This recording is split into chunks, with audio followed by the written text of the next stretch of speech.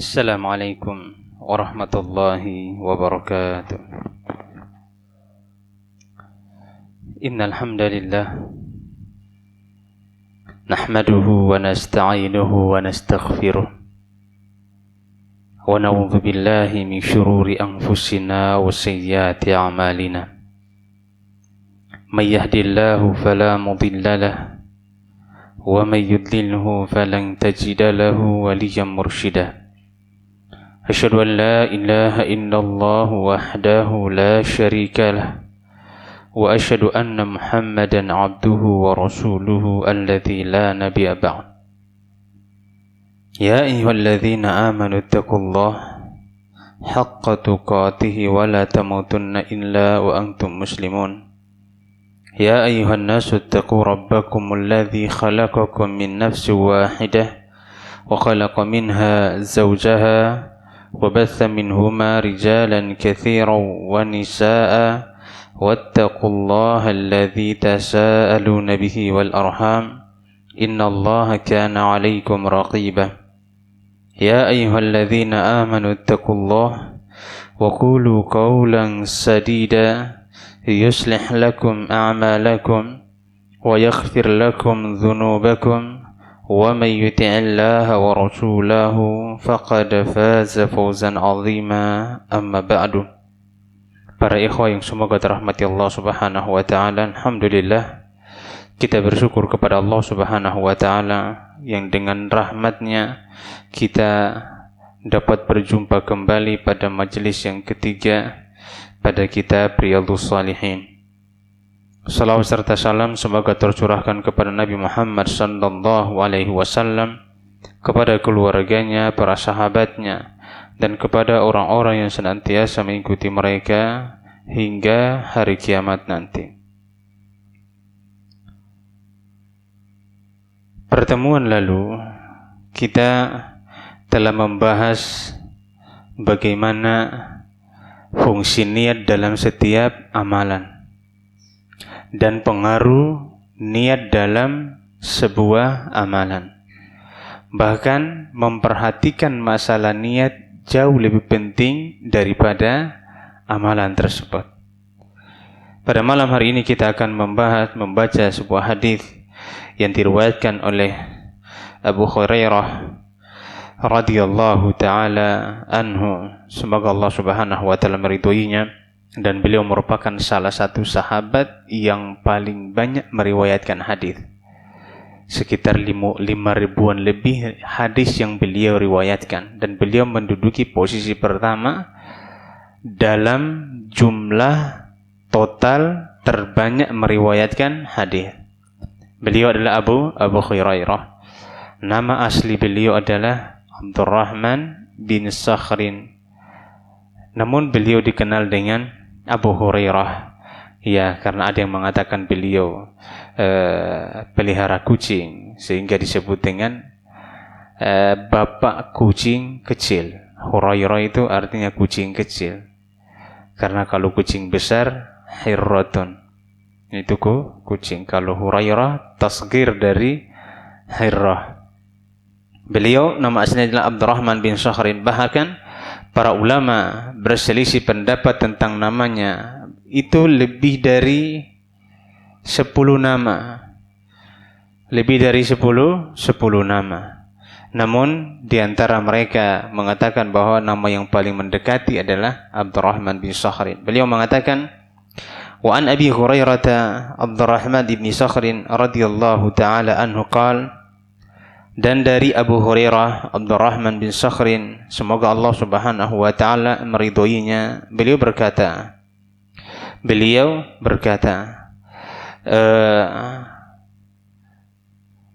sebagaimana juru kita bahwa Allah Subhanahu wa taala tidak pernah melihat seorang hamba dari sisi penampilannya, dari sisi suaranya, dan itu ataupun dari sisi apa? Dari sisi harta yang dia punya. Maka Rasulullah sallallahu alaihi wasallam, Abu Hurairah mengatakan qala Rasulullah sallallahu alaihi wasallam, Rasulullah sallallahu alaihi wasallam bersabda, Innallaha la yanzuru ila ajsamikum. Sungguh Allah Subhanahu wa taala tidak melihat fisik-fisik kalian. Allah tidak menilai fisik kita, tidak juga menilai badan kita. Wala ila suwarikum, dan Allah juga tidak melihat pada bentuk rupa kalian. Suwar itu bentuk rupa, apakah kulitnya hitam, hidungnya mancung atau yang lain. Allah tidak memandang hal tersebut.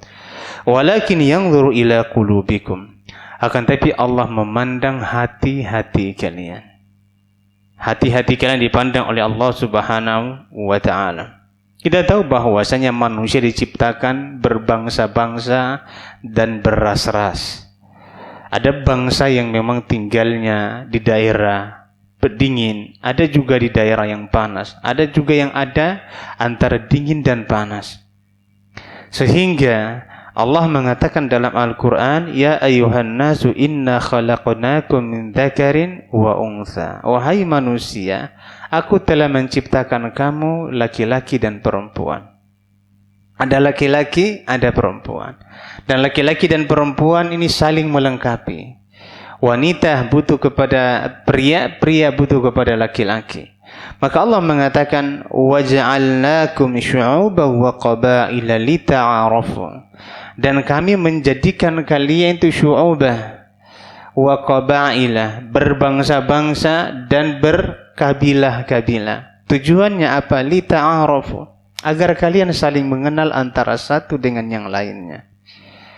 Agar kalian saling mengenal antara satu dengan yang lainnya. Namun dari semua itu yang berbangsa-bangsa, berkabilah-kabilah, Rasulullah SAW mengatakan, Inna akramakum indallahi atqakum. Sungguh orang yang paling bertakwa, yang paling mulia di sisi Allah Subhanahu wa taala, kalian semuanya adalah orang yang paling bertakwa. Dari ayat ini Allah Subhanahu wa taala tidak melihat jenis ras kita, jenis golongan kita, atau pangkat dan jabatan, atau pada harta. Allah Subhanahu wa taala melihat pada ketakwaan seseorang kepada Allah Subhanahu wa taala. Semakin bertakwa seseorang kepada Allah Subhanahu wa taala, maka dia akan semakin mulia. Semakin kurang ketakwaannya kepada Allah Subhanahu wa taala, maka kemuliaan akan semakin berkurang. Dan orang yang senantiasa menjaga hak Allah Subhanahu wa taala, mereka itulah orang-orang yang paling bertakwa, yang paling mulia di sisi Allah Subhanahu wa taala. Maka Syekh Utsaimin rahimahullahu taala mengatakan, "Wallahu Subhanahu wa taala la yanzuru ila al-ibadi ila ajsamihim, hal hiya kabiratun aw saghiratun aw sahihatun aw saqimatun. Wala yanzuru ila suwar hal hiya jamilatun aw dhamimatun. Kullu hadha laysa bi syai'in 'inda Allah.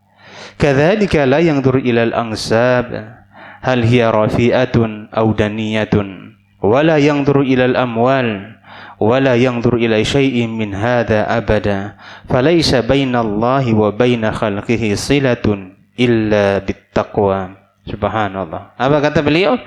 Allah Subhanahu wa taala tidak memandang seorang hamba dari sisi fisiknya. Ada fisiknya, Allah tidak menilai hal tersebut.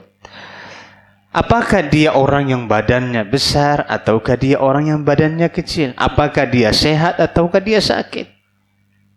Dan juga Allah Subhanahu wa taala tidak melihat pada bentuk rupa kita. Berupa manusia tidak dipandang Allah Subhanahu wa taala. Hal hiya jamilatun aw dhamimah. Apakah dia orang yang cantik atau ganteng atau dia orang yang jelek? Allah enggak pandang itu. Kenapa demikian? Kalau seandainya kecantikan dan ketampanan menjadi tolok ukur, maka tentunya orang yang jelek wajahnya tidak mampu bersaing dengan mereka untuk masuk surga. Dan ini di luar apa? Tidak sesuai dengan hikmah Allah Subhanahu wa taala. Allah memberikan porsi untuk mendapat kemuliaan di sisinya. Itu berdasarkan amalan dan ketakwaan seseorang di hadapan Allah Subhanahu wa taala. Maka semakin bertakwa seseorang, dialah yang paling mulia meskipun dia biasa-biasa saja. Contohnya seperti dikisahkan sahabat Nabi Muhammad sallallahu alaihi wasallam yang sampai para ulama mengatakan beliau itu dzamimah, sangat buruk. Siapa?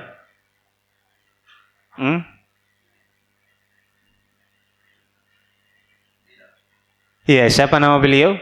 Bukan Bilal. Satu lagi yang pendek orangnya. Kalau Bilal memang suaranya terkenal.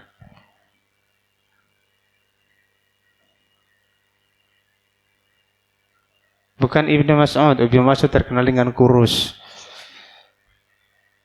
Sahabat yang wajahnya tidak menarik. Tidak menarik sama sekali. Siapa nama beliau?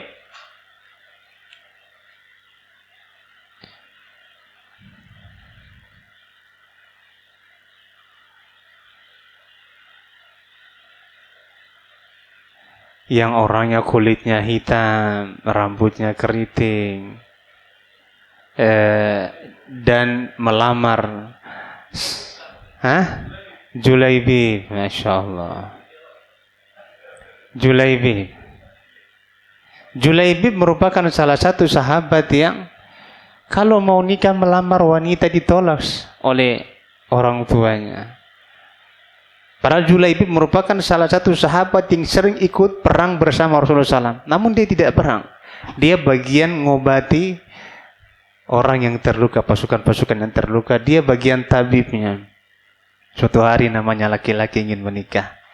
Yang laki-laki normalnya dia akan ingin menikah. Maka dia mengatakan kepada Rasulullah SAW, ya Rasulullah, aku akan ingin menikah. Maka Rasulullah mengatakan kepada dia, pergilah kamu melamar putri dari sahabat Angsorku ini. Bilang aku yang suruh.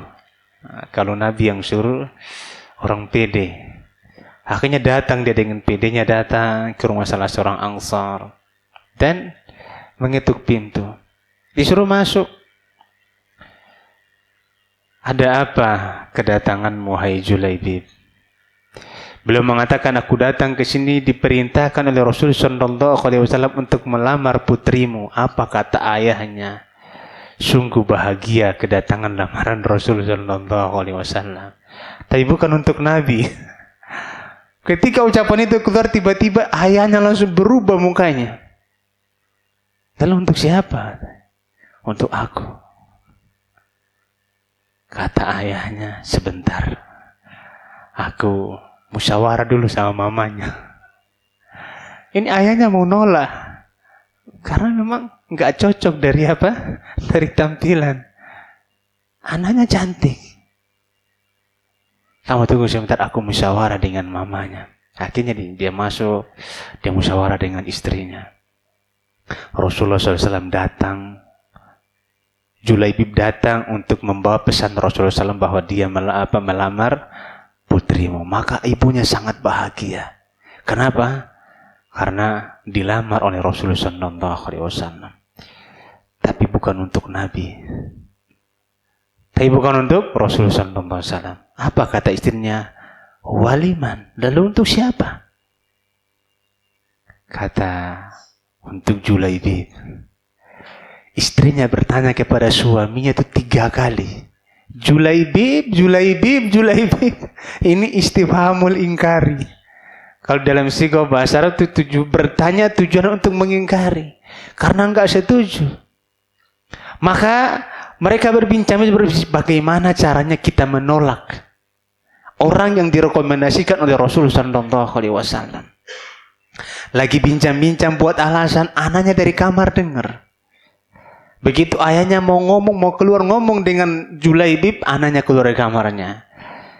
Ya ummah wa ya aba, ya abawai, wahai orang tuaku.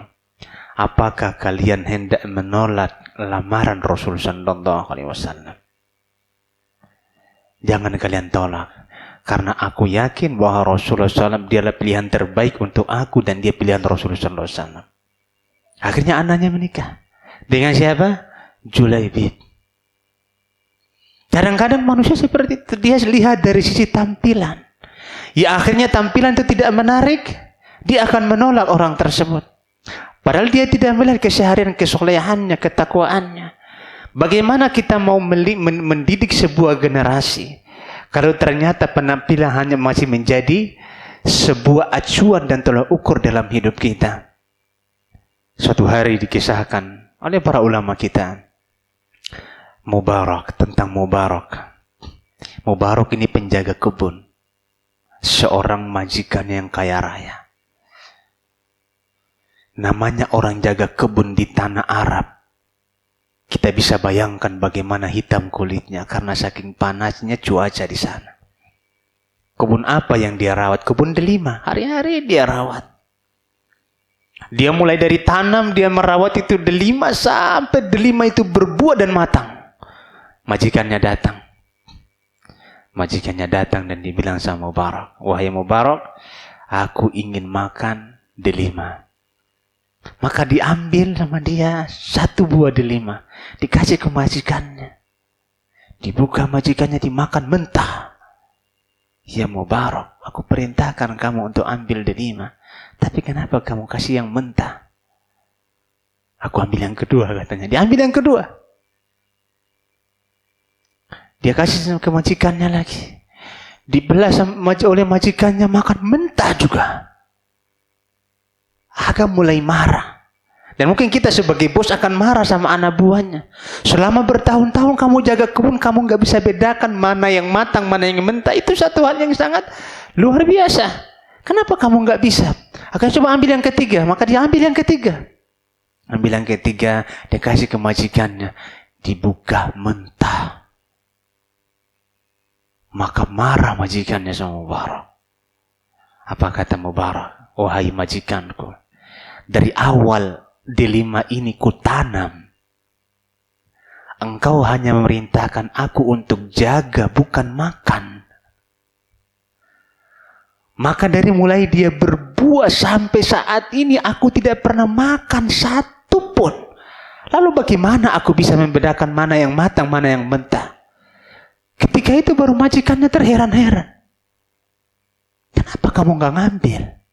Kalaupun kamu ngambil, aku kan nggak tahu, kata majikannya. Apa kata Mubarak? Kamu nggak tahu. Lalu bagaimana dengan Tuhanmu mengawasi aku? Subhanallah. Akhirnya majikannya nggak jadi marah. Nggak jadi marah lagi sama Mubarak. Dia pulang ke rumahnya. Dia bilang, tunggu sebentar, aku pulang ke rumah. Dia pulang ke rumah. Ini orang kaya. Dan anaknya, subhanallah. Dia pulang ke rumah. Dia panggil putrinya. Kamu mau nikah dengan penjaga kebun kita? Kalau kamu mau, aku nikahkan kamu dengan dia. Ini penjaga kebun. Ayahnya nggak mandang lagi kulitnya hitam, jaga kebun hari-hari. Atau orang miskin nggak mandang. Dia pandang bagaimana ketakwaan ini orang. Ini manusia yang langka.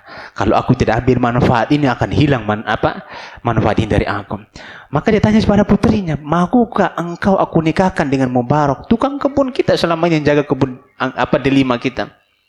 Maka putrinya mengatakan, apa yang kamu pilih untuk wahai ayahku akan aku terima. Maka mereka menikah. Ketika mereka menikah dan dia punya 1 anak. Lahirlah seorang anak namanya Abdullah bin Mubarak rahimahullah ta'ala. Itu ayahnya penjaga kebun. Karena Allah subhanahu wa ta'ala tidak menilai seseorang dari penampilan. Tapi ketakwaan itulah yang menjadi seseorang mulia di hadapan Allah subhanahu wa ta'ala. Dan siapa di antara kita yang tidak kenal dengan Abdullah bin Mubarak? Semua kita kenal dengan beliau. Namanya sangat harum di kalangan para penuntut ilmu. Sebabnya kenapa? Karena pilihan ayahnya bukan kepada orang yang kaya, bukan kepada orang yang papan atas, tapi dia orang yang sangat miskin dan penjaga kebun. Namun lahirlah dari pernikahan mereka Abdullah bin Mubarak rahimahullahu ta'ala, salah seorang ulama besar di zamannya.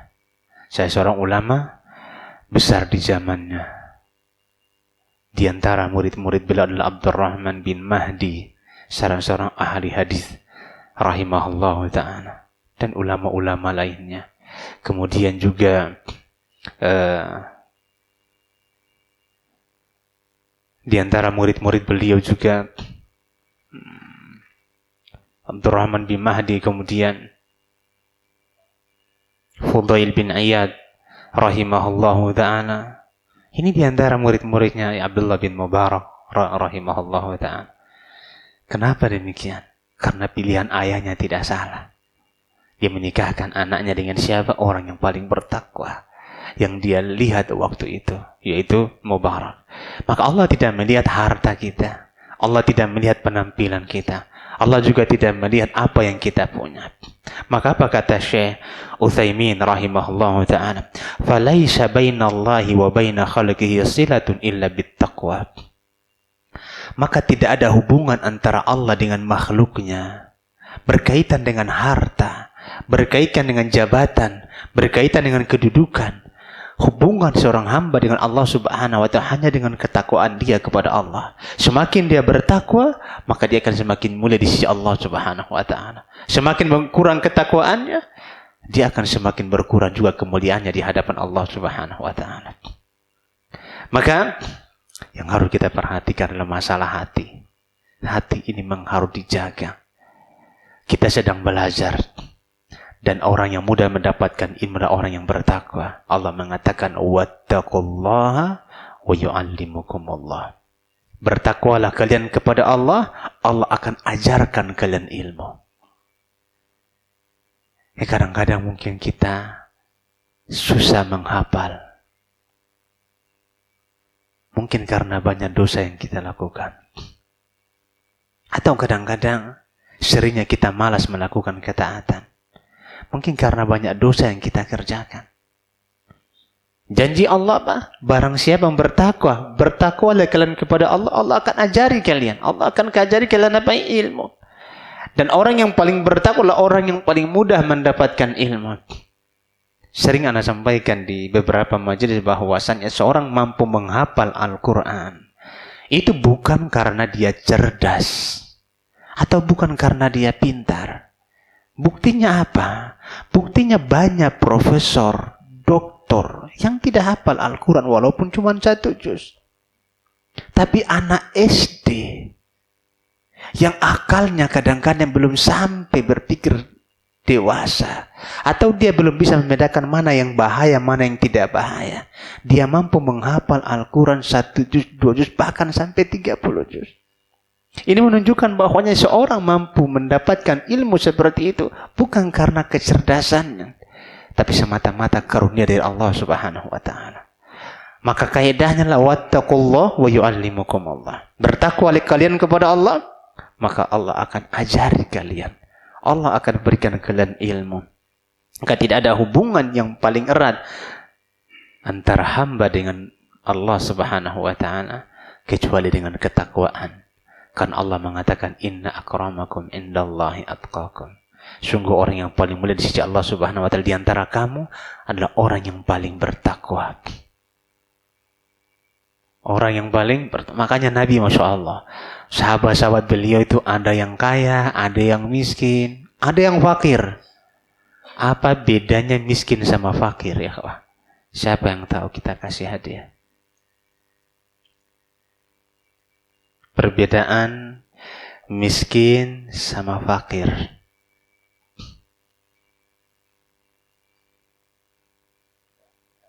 Kalau miskin tidak punya harta, kalau fakir nggak punya sama sekali, Masya Allah. Iya. Kalau miskin nggak punya harta, kalau fakir nggak punya sama sekali. Ini yang membedakan perbedaan cuman bahasanya aja. Masya Allah, barakallahu fiik. Jazakallahu khairan. Fadhal Pak Rahmat. Katanya mau jawab, angkat tangan.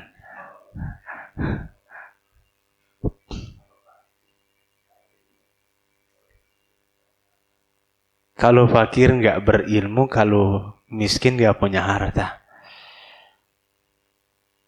Kurang tepat. Kita kasih hadiah. Fadhal. Barakallahu fiik. Apa bedanya? Kenapa ketika pembagian masalah zakat, innamas shadaqatu lil fuqara'i wal masakin, Allah bedakan. Allah apa? Allah bedakan. Sesungguhnya sedekah zakat harta ini, zakat inilah untuk siapa? Orang fakir dan orang miskin yang mendapatkan pertama. Orang fakir dikatakan fakir apabila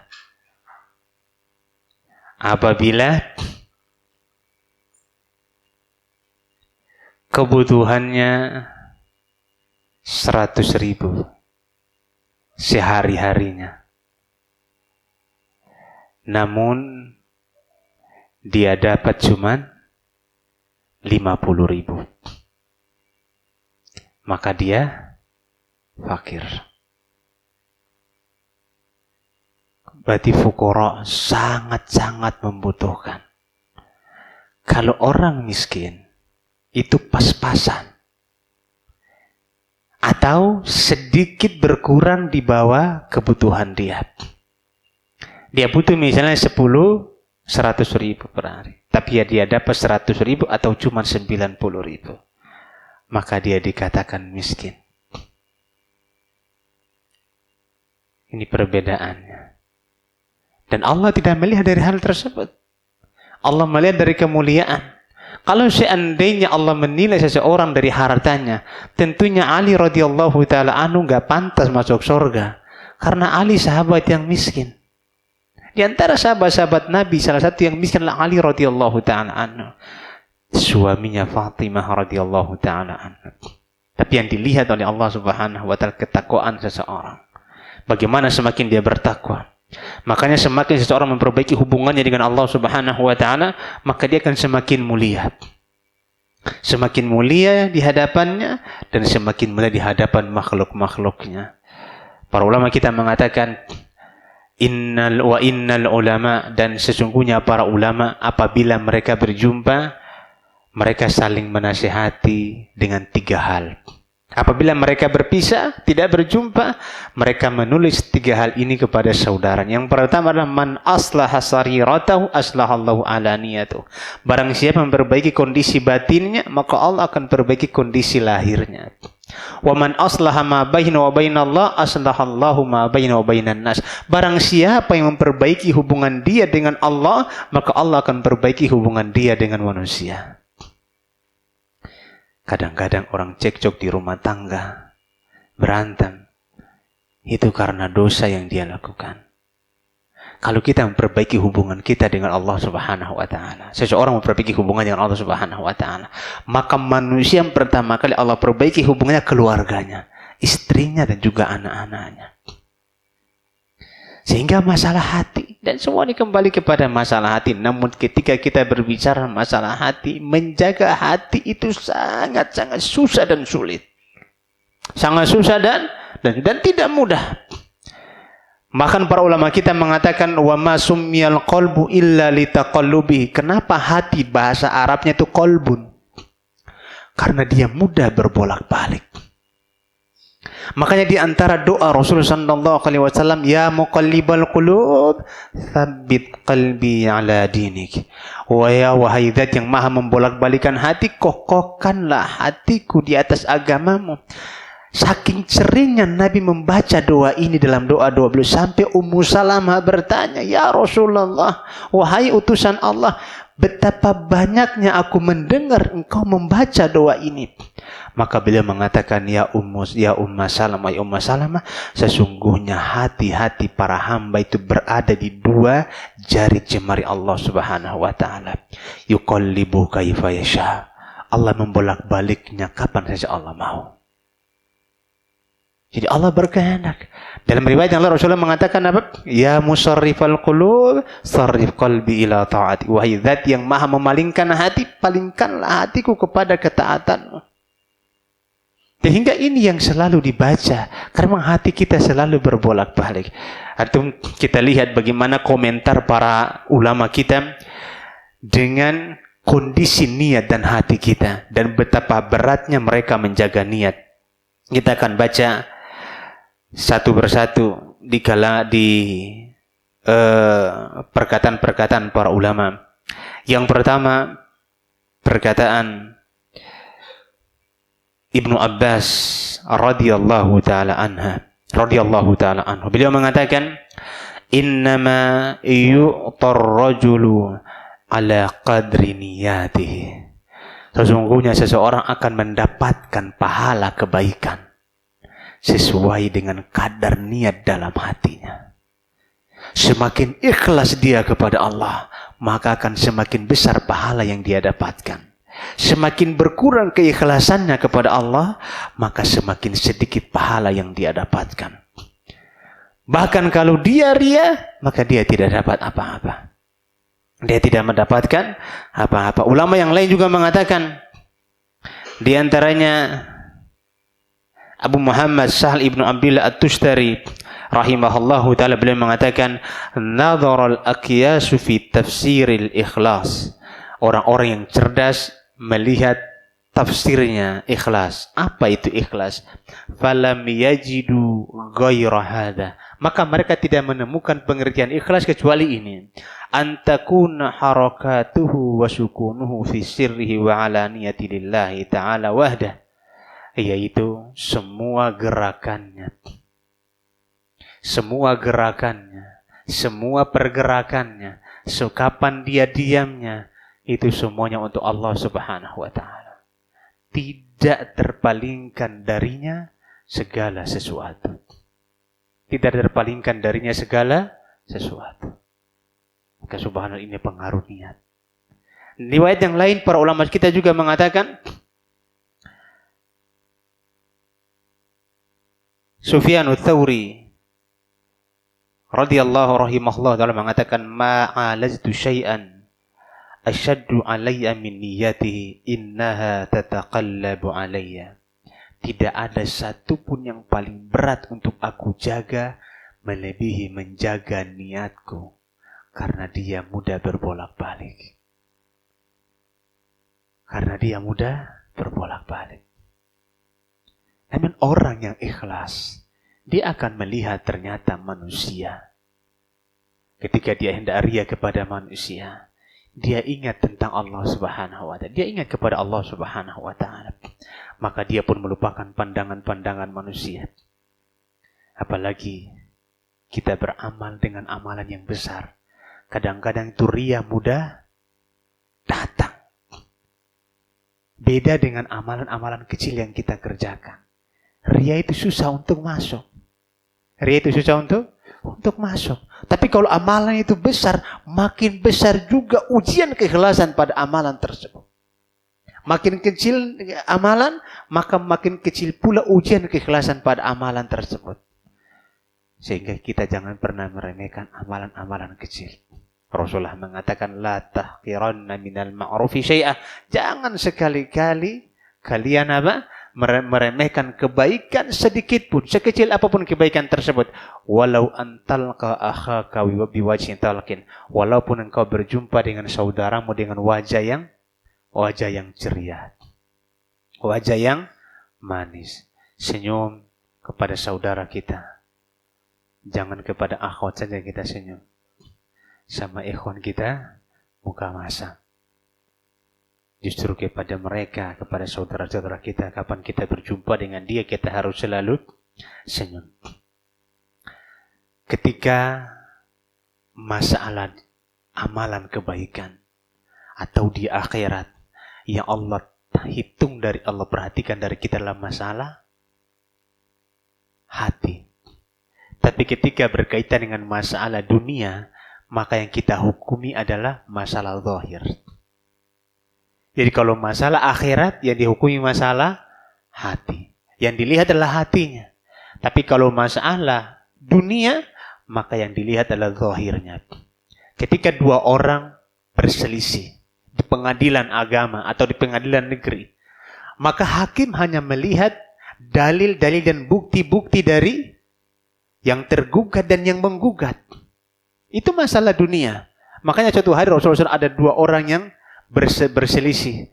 Maka Rasulullah mengatakan kepada mereka, innama ana basyarun ukhti'u wa usib. Sesungguhnya aku hanya manusia biasa, yang kadang aku salah, aku benar.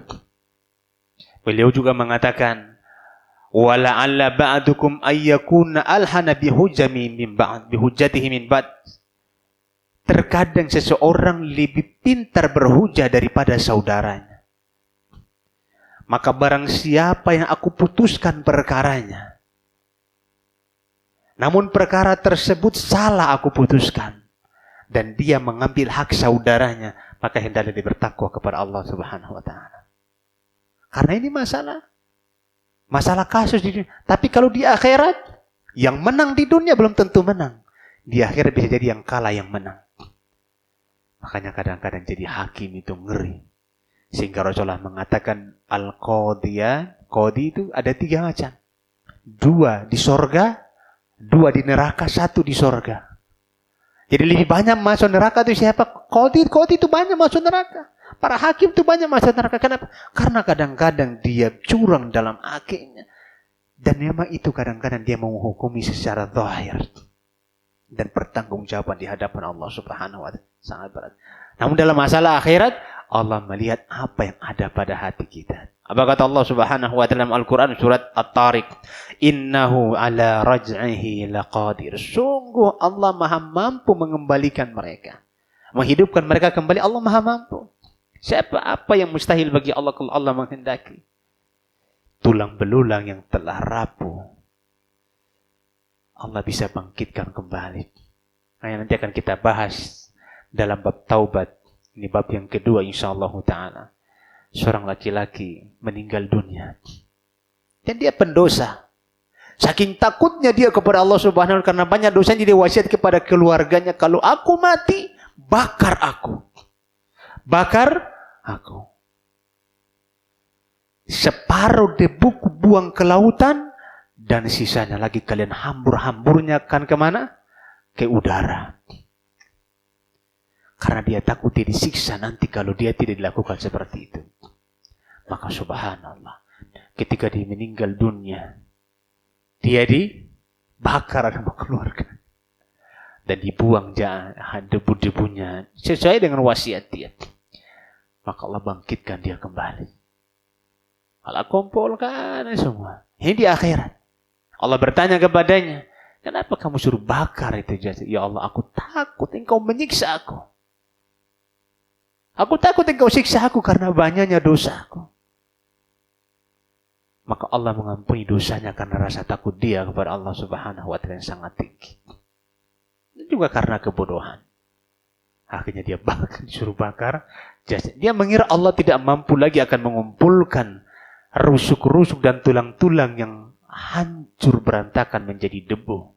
Sungguh itu sangat mampu dan sangat ringan bagi Allah. Allah akan mengembalikan mereka. Innahu ala rajhi laqadir. Allah mampu mengembalikan mereka dan Allah sangat mampu dan tidak ada yang mustahil. Bagaimana kita mengatakan masa tanah manusia yang telah menjadi tanah bisa bangkit kembali? Ini pikiran orang-orang kafir. Makanya orang-orang Mu'tazilah, kenapa mereka dikatakan Mu'tazilah? Karena mereka mengingkari adanya azab kubur. Mereka mengatakan azab kubur itu tak ada. Di mana buktinya? Buktinya kalau kita gali orang yang mati, masih utuh-utuh aja. Gak ada yang terbakar, gak ada yang... Ini karena dia menggunakan akalnya. Tapi Allah mengatakan innahu ala rajin. Allah maha mampu untuk mengembalikan mereka. Yauma tublas sarair. Hari ketika Allah menampakkan rahasia-rahasia. Itu masalah apa? Masalah hati. Di sana gak ada rahasia lagi. Dan Allah akan bertanya kepada kita itu satu-satu jamaah. Berdiri di padang mahsyar berapa tahun? 50.000 tahun kita berdiri. Usia kita cuma 30 tahun. Usia kita cuma 40 tahun. Usia kita cuma 70 tahun. 100 tahun. Dibandingkan dengan 50.000 tahun itu tak ada apa-apanya. Udah berdiri 50.000 tahun menunggu vonis. Setelah jatuhnya vonis ditanya sama Allah satu-satu berapa miliar manusia dari Adam sampai terakhir hari kiamat nanti. Ditanya satu-satu. Dan tampak semua rahasia-rahasia manusia. Kamu beramal riya, kamu beramal agar dipuji orang, kamu sedekah agar dikatakan dermawan, kamu begini agar dikatakan ini. Itu akan tampak di hadapan Allah Subhanahu wa Ta'ala.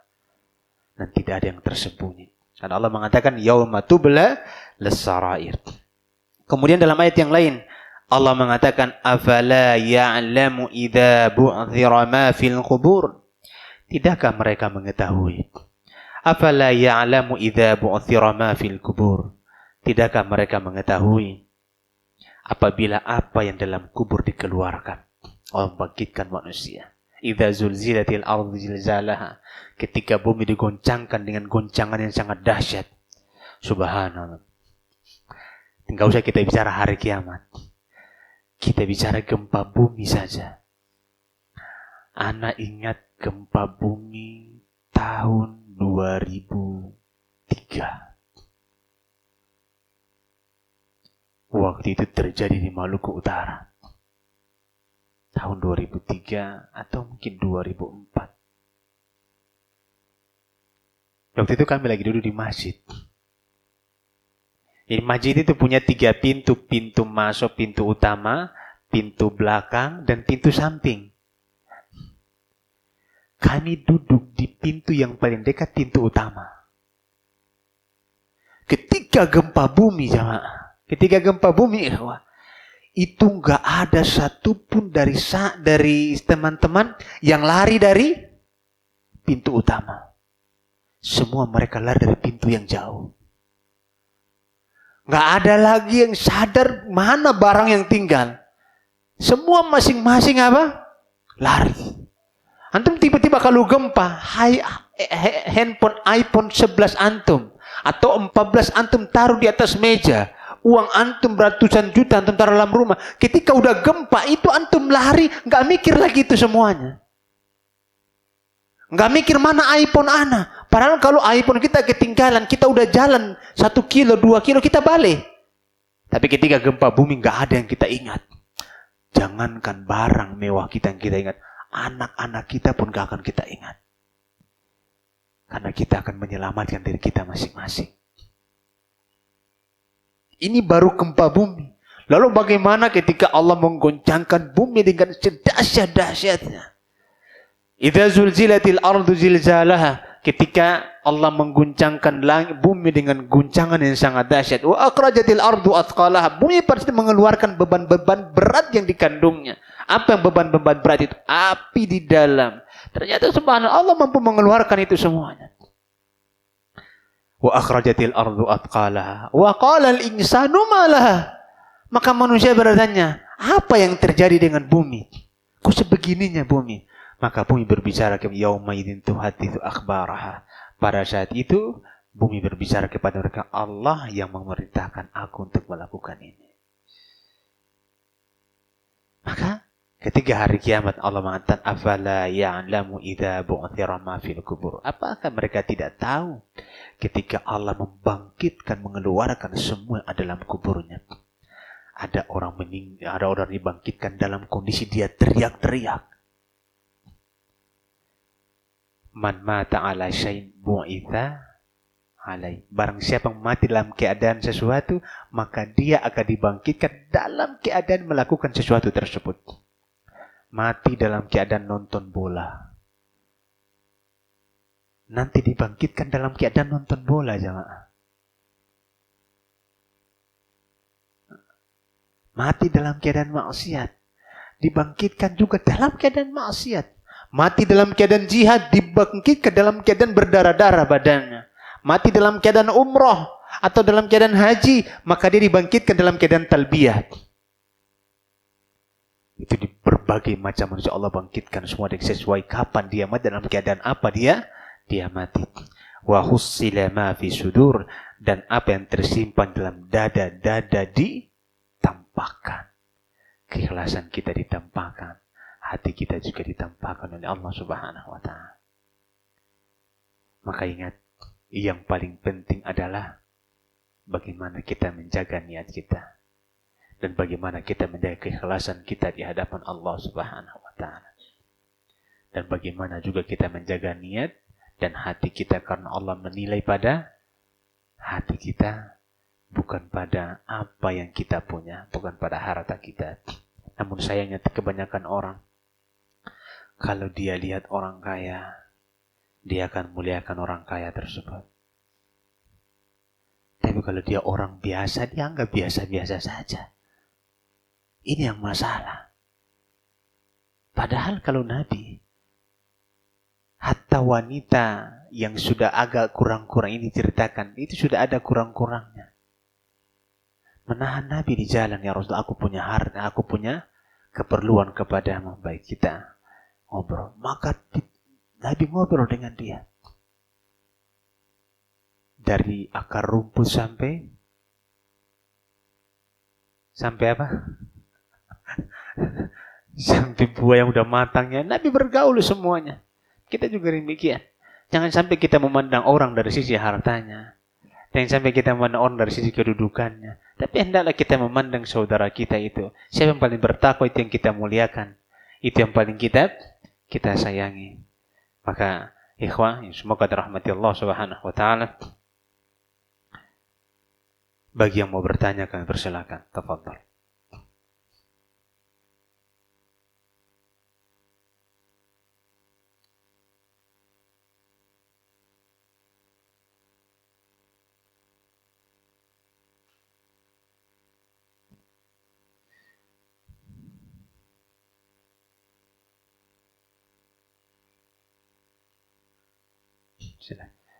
Ini kalau nggak mau nanya, ini berarti jelas semua pengajiannya. Jelas ya? Jelas, Masya Allah. Alhamdulillah. Ada yang mau nanya silakan.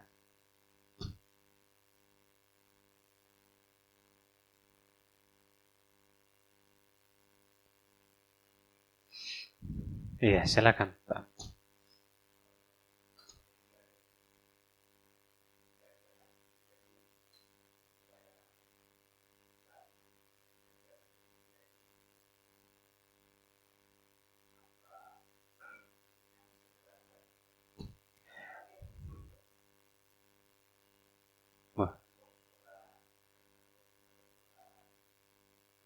Iya, Masya Allah.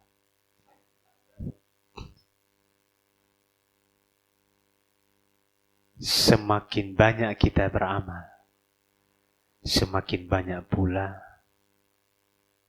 godaan hati itu akan datang. Dan itu dirasakan oleh semua orang. Dirasakan oleh semua orang. Maka yang pertama, hendaklah kita berdoa kepada Allah Subhanahu wa taala agar Allah menjadikan kita orang-orang yang ikhlas. Yang pertama, dan diantara doanya adalah Allahumma inni a'udzubika an usyrika bika wa a'lam wa astaghfiruka lima la a'lam. Sudah hafal semua doanya ini ya? Siapa yang belum hafal angkat tangan, kita kasih hadiah. Belum hafal, nanti dihafal. Fadhal, kasih. Siapa lagi yang belum hafal? Nanti dihafal. Kasih ke belakang. Siapa lagi? Iya, Masya Allah. Terapi hawa nafsu. Kasih. Siapa lagi yang belum hafal? Kasih. Siapa lagi? Kasih ke belakang. Harus dihafal. Akhiratan. Belum hafal? Sudah. Oh, udah dikasih. Siapa lagi ke belakang? Iya, Masya Allah. Silakan. Ya.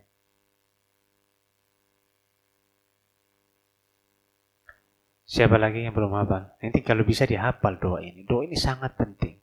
Karena memang ria itu gak ada satupun yang selamat darinya. Semua terjangkiti. Kadang-kadang ria itu muncul ketika kita sedang beramal. Antum bisa bayangkan sholat yang begitu besar, bisa ria itu masuk. Maka doa ini harus kita hafal. Ketika ria itu muncul, kita baca doa ini. Allahumma inni a'udzubika an usyrika bika wa a'lam wa astaghfiruka lima la a'lam. Apa kata Rasulullah SAW? Meskipun ria masih ada dalam hatimu, dia tidak akan lagi merusak amalanmu. Karena kamu sudah baca doa. Sehingga ini penting untuk kita hafal. Insya Allah nanti antum pulang, antum browsing di internet, doa berlindung dari ria. Insya Allah akan muncul doanya. Dan doanya sangat pendek. Ya Allah, aku berlindung kepadamu dari kesyirikan sementara aku mengetahui itu syirik. Dan aku mohon ampun kepada dari apa yang tidak aku ketahui. Dari yang tidak aku ketahui. Yang pertama adalah doa. Yang kedua, hendaklah seseorang ketika mau melakukan amalan, dia harus ingat bahwasannya apabila dia ria dalam amalannya, maka Allah akan tinggalkan dia dengan sekutunya. Rasulullah mengatakan dalam sebuah hadis kursi, Allah berfirman, "Man 'amila 'amalan asyraka fihi ma'i taraktuhu wa syirkahu." Barang siapa melakukan sebuah amalan yang dia menyekutukan aku dengan selain aku, maka aku akan tinggalkan dia dengan sekutunya. Aku enggak butuh. Ini harus kita ingat. Agar kita takut kalau kita riya. Dan doa ini harus selalu kita baca dan kita baca. Apalagi kalau kita melakukan sebuah amalan kemudian kita dipuji. Ini kadang-kadang buat kita makin makan puji. Doa-doa ketika kita dipuji, kita harus baca doa. Doanya diajarkan oleh Rasulullah Sallallahu Alaihi Wasallam. Ketika seorang dipuji, dia berdoa, Allahumma la tu'akhidni bima yaqulun, waghfirli ma la ya'lamun, waj'alni khairan mimma yadhunnun. Ya Allah, ampunilah dosaku terhadap apa yang mereka katakan. Allahumma la tu'akhidni bima yaqulun. Ya Allah, jangan engkau siksa aku karena pujian mereka. Waghfirli ma la ya'lamun. Ampunilah dosaku yang tidak mereka ketahui. Waj'alni khairan mimma yadhunnun. Dan jadikanlah aku lebih baik dari apa yang mereka duga. Dari apa yang mereka duga. Agar amalan kita enggak hancur gara-gara dipuji. Gara-gara dipuji. Nah, Allah akan meninggalkan kita dengan sekutu. Orang-orang yang berria dan berbuat syirik kepada Allah dalam masalah ria, Allah akan tinggalkan dia bersama dengan sekutunya. Wallahu ta'ala a'lam bis-shawab. Yang lain silakan. Iya. Apa? Menikah keponaan istri. Menikah dengan keponaan istri. Istri antum punya keponaan. Berarti status keponaan istri dengan antum gak mahram.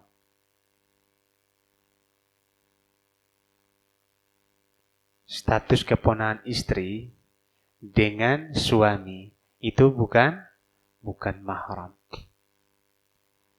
Apa hukumnya menikah dengan keponaan istri? Hukumnya nggak boleh. Kenapa? Tidak boleh apabila menggabungkan keduanya dalam satu perkawinan. Rasulullah mengatakan la tajma'u bainal, Allah mengatakan wala tajma'u bainal ukhtaini illa ma qad salam. Dan janganlah kamu menggabungkan dua saudari dalam satu pernikahan kecuali yang telah berlalu. Baik itu yang sudah meninggal baru kamu menikah lagi dengan saudara, maka tidak masalah. Tapi menggabungkan tidak boleh. Sama halnya dengan menggabungkan istri kita dengan keponaan juga tidak diperbolehkan.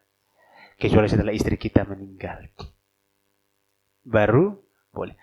Bukan larangan ini bukan karena mahram, bukan. Tapi kenapa dilarang? Karena menggabungkan keduanya dalam satu perkawinan itu dikhawatirkan akan memutuskan hubungan keduanya. Disebabkan karena adanya kecemburuan yang kuat. Akhirnya silaturahmi di antara mereka putus. Sehingga keharaman ini diadakan atau ditetapkan Allah Subhanahu wa taala karena untuk menjaga sesuatu yang lebih besar, yaitu putusnya tali silaturahmi. Sehingga Allah haramkan. Tapi statusnya mahram atau bukan mahram, maka statusnya tetap tidak mahram. Statusnya tetap tidak mahram. Wallahu ta'ala a'lam bishawab. Sama halnya dengan saudara atau saudari kandung istri. Mahram atau tidak? Tidak mahram. Lebih dekat keponakan atau saudara kandung? Lebih dekat saudara kandung. Lalu bagaimana dengan keponakan? Namun tidak boleh menikah karena kita dilarang menggabungkan keduanya dalam satu perkawinan, kecuali yang telah berlalu atau maksudnya yang sudah meninggal dunia. Wallahu ta'ala alam bissawab. Misalnya antum nikah dengan adiknya, nengok kakaknya kok lebih cantik. Nengok kakaknya kok lebih cantik. Oh, nggak boleh. Haram. Hukumnya haram. Karena Allah melarang kita menggabungkan kedua dalam satu perkawinan. Wallahu ta'ala alam bissawab. Yang lain.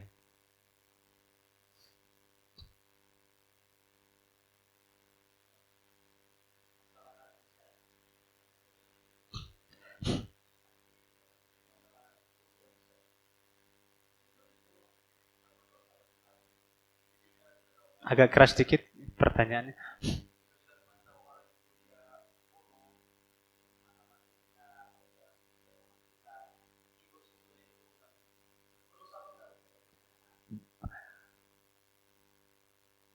Sebabnya kenapa kita berburuk sangka kepada dia? Oh, kita tahu dia mencuri atau yang lainnya, atau dia tangannya nakal, atau yang lainnya, atau nakal. Kita suudzon kepada dia. Ketika dia datang ke rumah kita suudzon. Ya, apakah itu berdosa? Rasulullah sallallahu alaihi wasallam mengatakan, "Iyyakum wadh-dhanna fa inna dhanna akdzabul hadits." Hati-hati kalian dengan prasangka buruk. Karena itu merupakan perkataan yang paling dusta. Berhati-hati dengan orang yang kita terkenal dengan kejelekannya seperti itu. Itu boleh. Misalnya ketika dia datang ke rumah antum. Ada barang yang disimpan, antum amankan barangnya. Apakah itu berdosa? Tidak berdosa. Karena Rasulullah mengatakan, la tu'inu akhaka, la tu'inu syaitana ala akhik. Jangan pernah engkau menolong syaitan untuk mencelakai saudaramu. Hatta kepada orang yang kita lihat amanah. Kalau dia masuk ke rumah kita, ada barang-barang berharga kita, maka kita harus sisihkan, kita harus simpan. Karena terkadang kalau kita biarkan seperti itu, syaitan itu selalu menggoda, udah ambil aja. Dia nggak akan curiga sama kamu orang baik. Sehingga Rasulullah melarang kita menolong setan untuk mencelakai saudara kita. Tujuannya apa? Agar kita tidak bersuudzon kepada saudara kita. Maka barang-barang berharga harus kita masukkan. Dan agar juga kita tidak berdosa ketika dengan keberadaan dia di rumah kita atau kedatangannya. Karena tidak semua kejelekan yang kita tuduhkan kepada dia itu ada pada dirinya. Sehingga bersuudzon dalam hal seperti ini adalah terlarang. Kenapa? Karena hal dalam seperti ini belum terbukti dia yang ngambil. Barang kita hilang, dia ada di situ, kita suudzon sama dia. Kalau orang lain yang ngambil, kita berdosa. Berdosa. Maka kita harus hilangkan. Bagaimana cara menghilangkan suudzon tersebut? Amankan barang-barang yang memang itu mendatangkan suudzon kita kepada saudara kita tersebut. Barang orang hilang, kita suudzon sama dia. Nggak boleh. Hukumnya haram. Kenapa? Karena dalam masalah zahir harus ada bukti. Kalau dia dusta, urusan dia dengan Allah Subhanahu wa ta'ala. Urusan dia dengan Allah Subhanahu wa ta'ala. Yang jelas, seorang muslim bukan seorang yang suka bersuudzon kepada saudaranya. Semoga Allah menghilangkan kita dari hati yang suka bersuudzon. Cara menghilangkannya tadi, amankan barang-barang ada di rumah. Wallahu ta'ala a'lam bishawab. Sampai jam berapa kajian kita, Firi? Sudah habis. 5 menit lagi. Sudah habis? Belum. Yang lain? Jangan malu-malu bertanya. Maju-maju. Kadang-kadang kuping Anda ini kalau antum jauh nggak dengar.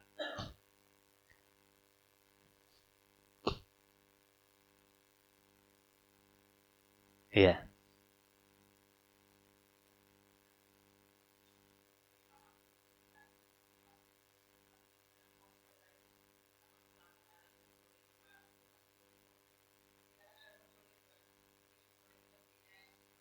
Masya Allah.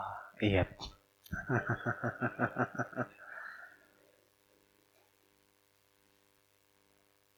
Sedekah. Allah mengatakan dalam Al-Quran, Innal insana li rabbihi lakanud.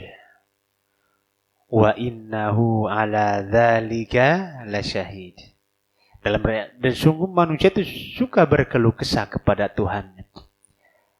Dalam ayat yang lain Allah Subhanahu wa taala mengatakan, ana lupa ayatnya. Ujungnya manu'.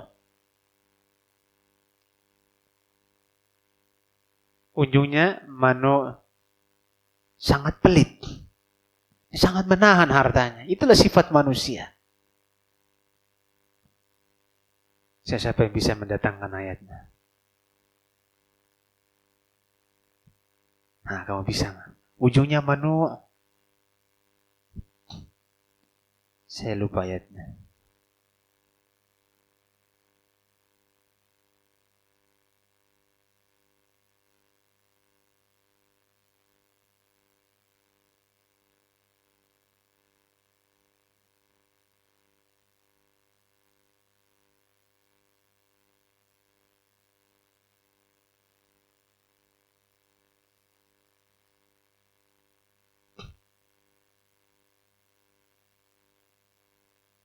Iya. Ini gara-gara dosa ini makanya kita lupa hafalannya. Innal insana khuliqa halu'a wa idza massahul khairu manu'a. Sesungguhnya manusia diciptakan berkeluh kesah. Idza massahul khairu manu'a. Apabila dia diberikan kebaikan, dia sangat pelit. Itulah manusia. Na'udzubillah tsumma na'udzubillah. Kecuali orang-orang yang Allah Subhanahu wa taala berikan taufik kepada mereka. Maka bagaimana menumbuhkan jiwa yang suka bersedekah? Yang pertama, kita harus baca firman Allah Subhanahu wa taala. Pertama kali penyesalan ketika akhir hayat itu masalah sedekah. Pertama kali penyesalan ketika ayat-ayat detik-detik hidup kita itu masalah sedekah. Dalam surat apa ya kawan? Dalam surat Al-Munafiqun. Allah mengatakan wa anfiqu mimma razaqnakum min qabli an ya'ti ahadakumul maut fayaqula rabbi laula akhartani ila ajalin qarib fa asaddaq wa akum minas salihin. Dan infakkanlah sedikit harta yang telah kami berikan kepada kamu. Wa anfiqu mimma razaqnakum, dan infakkanlah apa yang telah kami berikan kepada kalian. Apa yang telah kami rezekikan kepada kalian. Min qabli ayyati ahadakumul maut, sebelum datang kepada kamu kematian. Fayaqula rabbi laula akhartani. Akhirnya dia berkata, ya Allah, tunda sedikit ajalku. Tunda sedikit saja, 1 detik, 2 detik, 4 detik, bahkan 1 jam, 2 jam. Tunda sedikit saja. Setelah itu kamu ambil kembali ya Allah. Fa asaddaq wa akum minas salihin. Agar aku bisa sedekah sehingga aku menjadi orang yang soleh. Maka kalau kita punya harta yang banyak, jangan kikir pelit-pelit ya Allah. Keluarkan agar kita nggak nyesel nanti kalau mau mati. Kita udah kasih semua. Diminta sedekah untuk bangun pesantren, sedekah. Untuk bangun, untuk apa? Untuk beli Untuk kamera, untuk berdakwah, sedekah. Untuk bangun majlis, sedekah. Dan sedekah itu harus kita paksakan. Mau keluarkan 20.000 dalam hati, aduh, kayaknya 10.000 aja keluar ini. Kan masih bisa 10.000-nya beli es. Bisa beli es 10.000. Maka caranya untuk melawan pelit tersebut tambah menjadi 40.000. Iya, itu salah satunya.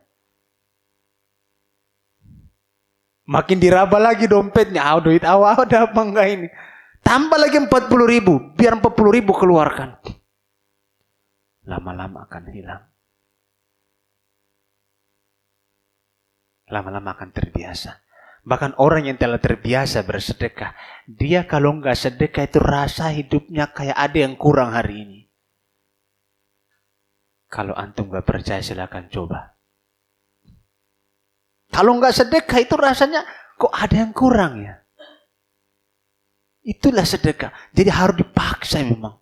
Karena memang jiwa kita ini cinta dengan dunia, cinta dengan harta. Maka bagaimana caranya? Harus kita paksa. Paksa betul. Kalau sedekah 10.000 masih angan-angannya beli es, tambahkan 20.000. Tambahkan jadi 30.000. Lama-lama esnya hilang. Yang ada tinggal sedekahnya. Ada orang yang duit 10.000-nya, kalau dia mau sedekah, aduh, kayaknya rokok 4 batang ini dapat. Yang suka ngerokok seperti itu, dia berangan-angan. Maka ditahan tangannya itu, masuk kotak amal. Nah, selesai. Hilang rokoknya. Rokoknya ganti dengan sedekah. Paksa. Kalau kita enggak paksa. Nah, subhanallah. Jadi ada juga trik menjadi orang yang kaya dengan sedekah. Antum percaya nggak kira-kira? Caranya gimana? Salah satu caranya adalah sedekah ekstrim. Ekstrim sedekahnya. Antum kerja 1 bulan. Gajinya 900.000. Udah terimaan gaji di amplop. Antum jalan pulang kan? Jalan pulang nih. Udah terima 900.000. Tiba-tiba di jalan ada seorang bapak yang jualan kerupuk atau jual telur asin. Pakai apa namanya itu? Kayu. Dia potong gitu. Dia udah tua. Dia nggak punya anak mungkin. Antum lihat uang 900.000. Ini gaji antum. Cuma 900. Antum kasih semuanya 900.000. Hah? Itu namanya sedekah ekstrim. Kalau ini antum berani, Allah akan ganti yang lebih ekstrim lagi. Iya, itu harus. Dan kadang orang gak yakin dengan hal seperti ini. Antum baru pulang jualan dari pajak ini. Kok agak sepi hari ini ya jualan aku. Misalnya biasa 1 hari itu laku atau omset misalnya 10 juta. Tiba-tiba hari kok cuma 3 juta. Antum agak galau. Bawa 3 juta. Dan di perjalanan sedekahkan semua 3 juta itu. Diganti Allah 300 juta. Itu cara sedekah ekstrim. Ini namanya uji nyali.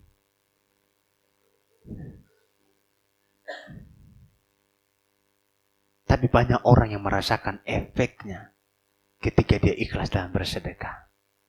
Banyak yang merasakan efeknya. Itu namanya sedekah apa? Sedekah ekstrim. Dicoba. Silakan dicoba. Kuatkan iman.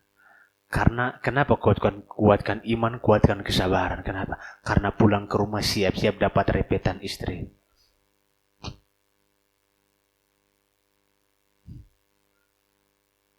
Siap-siap kena ngomel.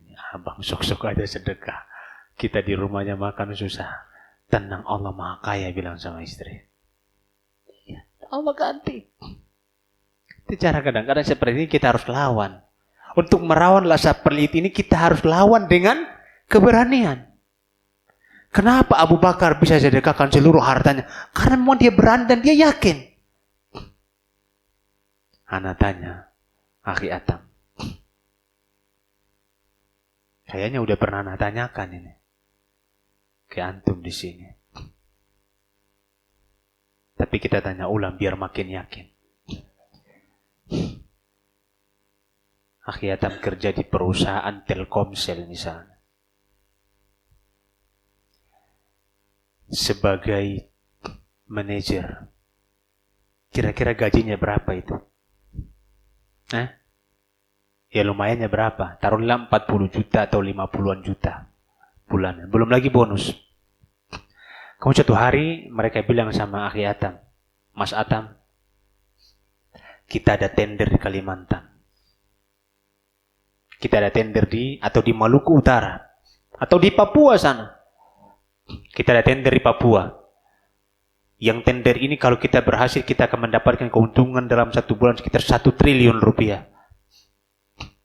Pak Atan berangkat, tiket kita amankan tiket. 1 bulan saja. Rumah di sana aman. Kita yang tanggung. Bahkan keamanan ketat. Di sana yang mengamankan Mas Atam adalah Brimob dan juga Kopassus kita bayar. Untuk mengamankan agar tidak ada yang ganggu. Gaji kita lipat gandakan 2 kali lipat. 40 juta jadi 80 juta. Kita tambah lagi bonus 100 juta. Berarti 180 juta dalam 1 bulan. Uang belanja istri kita kasih 50 juta selama 1 bulan.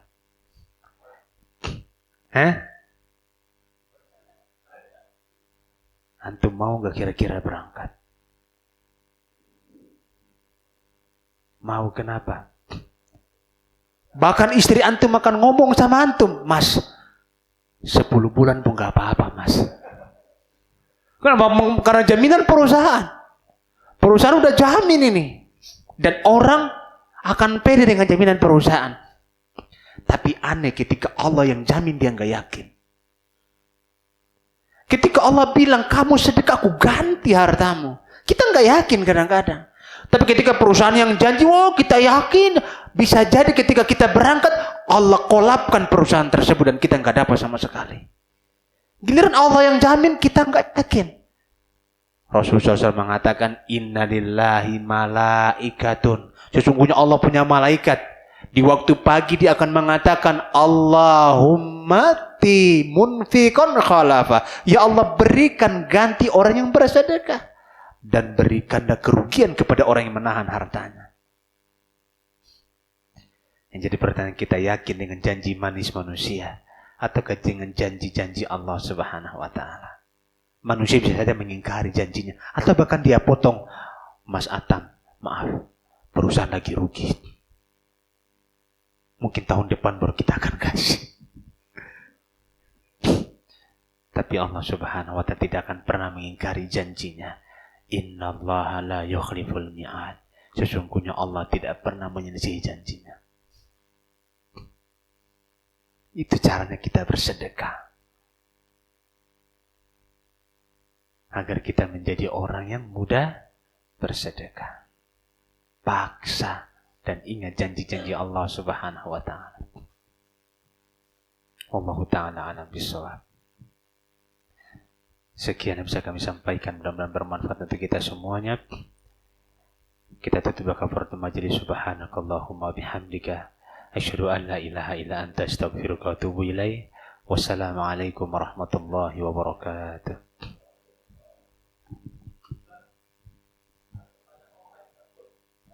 Mana mari saya baca.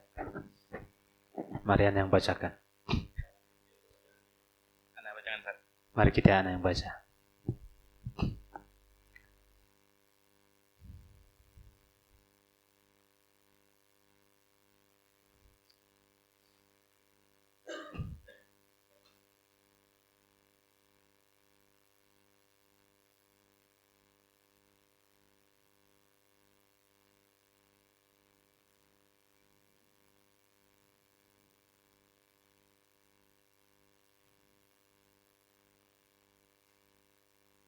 Masya Allah. Ada yang bertanya bagaimana kita mengetahui amalan kita diterima Allah Subhanahu wa Ta'ala, dan bagaimana mengetahui dosa kita diampuni Allah Subhanahu wa Ta'ala, dan mohon motivasi kami untuk istiqamah. Subhanallah, pertanyaan yang bagus. Kita manusia tidak pernah tahu apakah Allah menerima amalan saya atau tidak. Kita hanya disuruh melakukan dua hal, ikhlas dan mutaba'ah. Karena ini merupakan syarat diterimanya amalan. Berusaha ikhlas dan berusaha ittiba mengikuti Rasulullah SAW, dan selalu takut kepada Allah. Jangan-jangan amalan saya tidak diterima, itu merupakan sebab terbesar amalan kita akan diterima. Bukan bangga dengan amalan yang telah dilaksanakan. Kita hanya diperintahkan dua hal. Yang pertama apa? Ikhlas, dan yang kedua mutabah. Kalau dua ini kita jaga, kemudian muncul lagi rasa takut, jangan amalan saya tidak diterima, sehingga karena rasa takut ini kita semakin memperbarui keikhlasan kita dan keimanan kita kepada Allah. Disinilah akan semakin dekat diterimanya amalan kita oleh Allah Subhanahu wa Ta'ala. Dan kita juga tidak tahu apakah Allah menerima taubat kita atau tidak. Kita hanya diperintahkan untuk melakukan 3 hal. Yang pertama, menyesali perbuatan yang telah dilaksanakan. Yang kedua, bertekad kuat untuk tidak mengulangi. Dan yang ketiga apa? Banyak melakukan amalan ketaatan dan berusaha semaksimal mungkin untuk meninggalkannya. Taubatan ini namanya taubatan nasuha. Sehingga kita apa? Kita betul-betul berusaha. Walaupun nanti suatu hari nanti terjatuh lagi dari dosa yang sama, lakukan lagi hal yang sama. Kembali kepada Allah. Berjanji tidak mengulanginya. Kemudian berazam yang kuat. Kemudian menyesali perbuatan tersebut. Maka Allah akan terima taubat seorang hamba. Lalu bagaimana agar kita bisa istiqamah? Jalan untuk istiqamah telah diajarkan oleh Allah Subhanahu wa Ta'ala dan Rasulnya kepada kita semua. Tinggal kita memilihnya. Salah satu cara paling cepat dan paling membuat orang istiqamah adalah teman yang baik. Cari teman-teman yang baik. Lihat teman-teman yang baik, berteman dengan mereka agar kita bisa istiqamah. Karena kesolehan itu akan menurun, sebagaimana juga keburukan itu akan menjangkiti. Maka kita harus melihat teman yang baik. Yang kedua, doa. Yang ketiga, selalu berusaha untuk hadir menuntut ilmu. Dan jangan pernah alpa. Kalau satu kali bolong, mulai muncul bolong yang kedua. Mulai muncul bolong yang ketiga. Akhirnya orang futur dari menuntut ilmu. Kadang-kadang orang memilah dan memilih. Kalau Ustadz kondang yang datang baru dia ngaji. Mana bisa dia istiqomah kalau seperti ini cara dia menuntut ilmu. Dia harus cari majelis ilmu yang dia sukai di mana.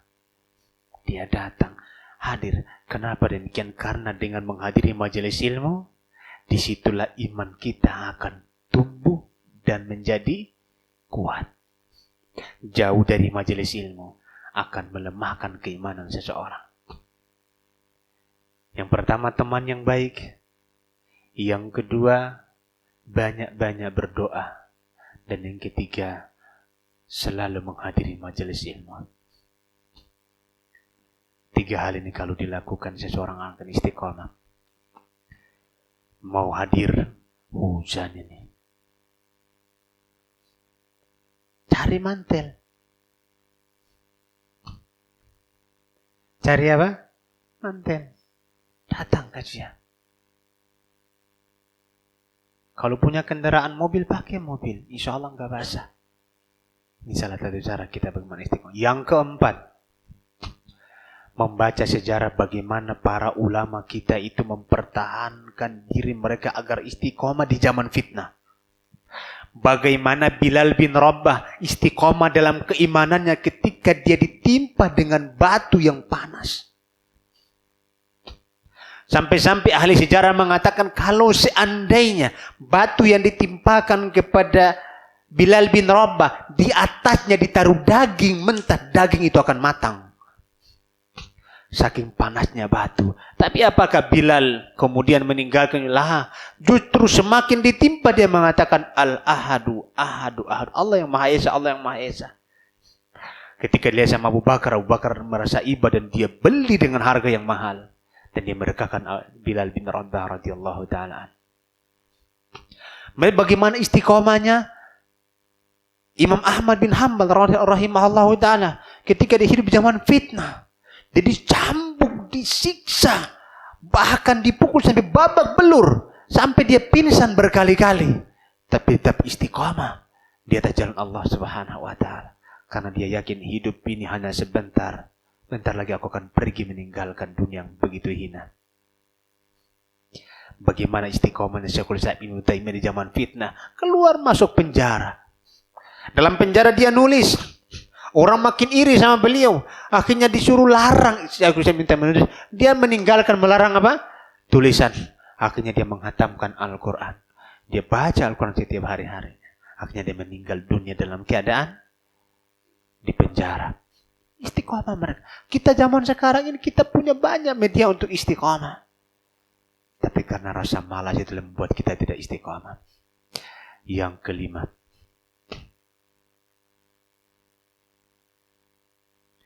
Minimalisir ini. Ini yang buat kita nggak istiqomah. Maka ini harus diminimalisir.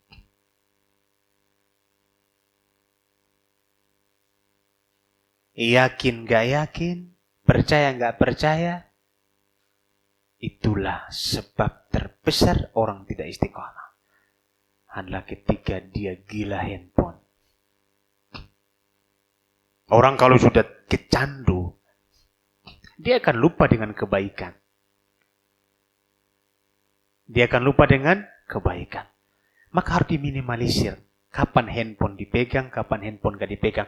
Dan untuk apa handphone itu dipegang?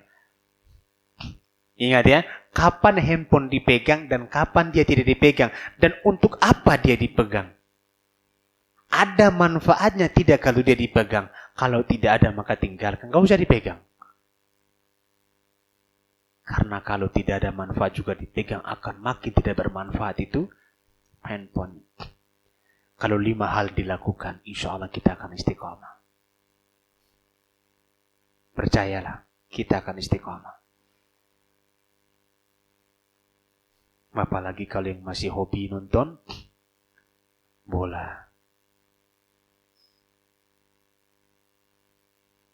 Iya. Jadwal tayang Al-Nassr. Hari apa saja, hafal orang. Orang hafal itu. Ronaldo cetak berapa gol. Update itu.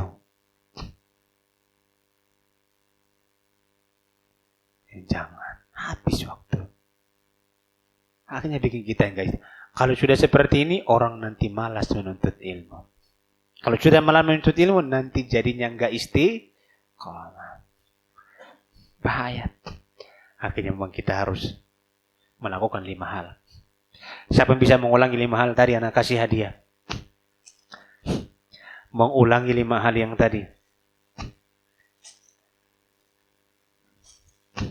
Yang pertama, fadhal. Berteman dengan orang baik. Yang kedua, selalu berdoa. Yang ketiga,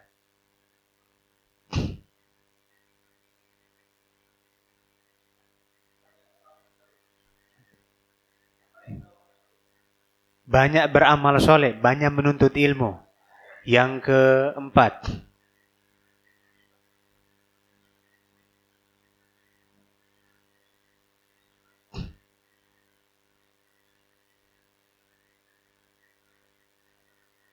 Masya Allah. Udah 3 antum sebutkan, kita kasih foto. Yang menyebutkan 2 terakhir siapa? Sudah. Jangan banyak main handphone. Yang kedua? Hah? Jangan banyak main handphone. Jangan banyak main handphone. Yang kedua? Banyak tobat. Banyak bertobat. Banyak bertobat. Ini ngada-ngada ini. Tapi nggak perlu kita kasih hadiah botol, Pak. Yang terakhir, siapa yang bisa menyebutkan? Meninggalkan hal-hal yang tidak bermanfaat. Ada lagi yang lebih itu? Tidak? Datang ke majelis ilmu sudah.